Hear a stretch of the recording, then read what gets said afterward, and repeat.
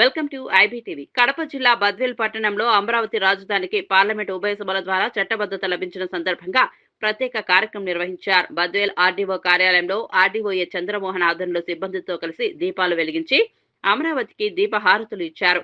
ఈ సందర్భంగా ఆర్డీఓ చంద్రమోహన్ మాట్లాడుతూ అమరావతి రాజధానికి చట్టబద్ధత రావడం రాష్ట్ర అభివృద్ధికి కీలకమని చెప్పారు. ప్రజల ఆకాంక్షలకు అనుగుణంగా ఈ నిర్ణయం తీసుకోవడం సంతోషకరమని తెలిపారు. రాజధాని అభివృద్ధి ద్వారా రాష్ట్రానికి మరింత ప్రగతి సాధ్యమవుతుందని అన్నారు.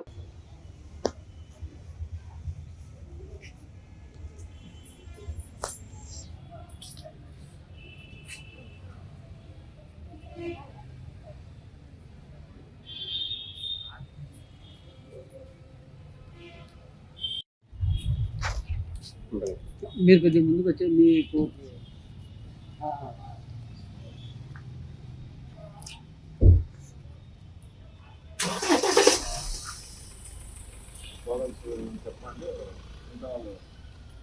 అందరూ ఒకే లైన్లో రండి. కొంచెం ఇటు రండి, 2 లైన్లు కొంతమంది ఇటు రండి, ముందు రాండయ్యా. ఇట్లా షేప్లో ఉన్నాడు నిలబడి మళ్ళీ వాయిస్ తీసుకోండి మేడం. కొద్దిగా లైన్ ఉండండి. కొద్దిగా పడుతుంది, గాలి గారిపోతుంది.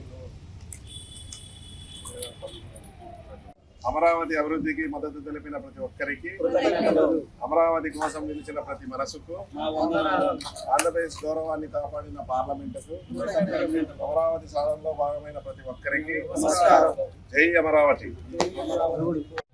అందరికీ నమస్కారం. సో ఈరోజు చాలా శుభదినం.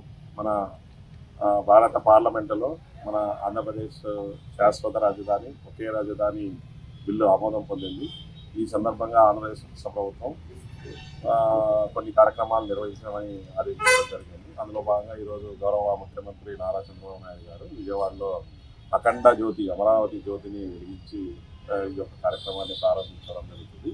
సో మేము కూడా ప్రతి ఇంటి దగ్గర కూడా, ప్రతి గృహం దగ్గర కూడా ఈ యొక్క దీపాలు వెలిగించి రంగోలీ వేసి సో ఈ యొక్క ఫొటోస్ అన్నీ కూడా సోషల్ మీడియాలో అప్లోడ్ చేయమని చెప్పడం జరిగింది.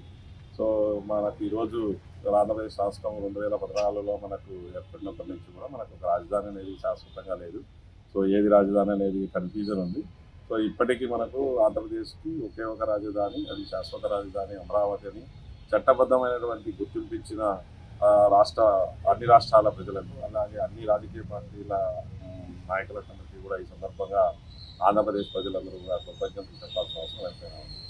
సో ఈ విధంగా మనకు ఆంధ్రప్రదేశ్ రాష్ట్రం అనేది ఒకటి, శాశ్వత రాజధాని అనేది ఒకటి మనకు ఏర్పడితే ఆ రాజధాని ప్రతి సంవత్సరం అలాగే కొన్ని దశాబ్దాల తర్వాత అభివృద్ధి చెందడం జరుగుతుంది.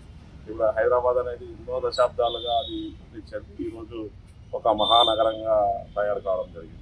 సో ఆ విధంగా మనకు ఆంధ్రప్రదేశ్ రాష్ట్రం విడిపోవడం వల్ల మనకు రాజధాని కోల్పోయినా మళ్ళీ మనం రాజధాని ఏర్పాటు చేసుకుని దాన్ని అభివృద్ధి చేసుకుంటే తప్ప మన రాజధాని మన పిల్లల భవిష్యత్తు అనేది లేకుండా పోతుంది. కాబట్టి ఇప్పటికీ ఒక క్లారిటీ వచ్చిందని సందర్భంగా తెలియజేస్తూ, సో ఈ సందర్భంగా మనకు సహకరించినటువంటి అలాగే బిల్లు ఆమోదం పొందినటువంటి పార్లమెంటు సభ్యులందరికీ కూడా